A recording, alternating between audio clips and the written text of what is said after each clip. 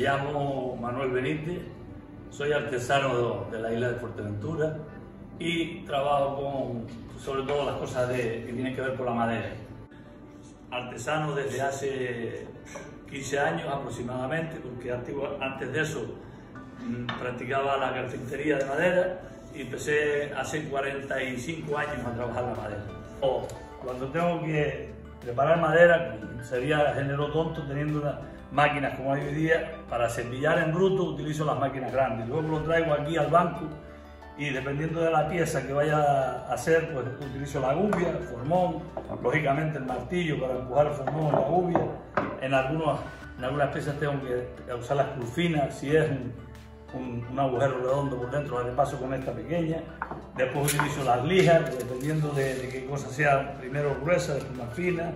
Y el cepillo de mano, sobre todo para cuando hago los palos del salto pastor. Y eso básicamente son las herramientas que más utilizo. Sobre todo artículos tradicionales, como los aperos de labranza, la media fanega, la cuartilla, el yugo, el arao, canga y demás. Hago palos de salto pastor, hago también las pinzas para los turnos, aquí estamos haciendo una ahora mismo. Tengo algún yugo pequeño representando lo que es los aperos de labranza, los hago de todos los tamaños.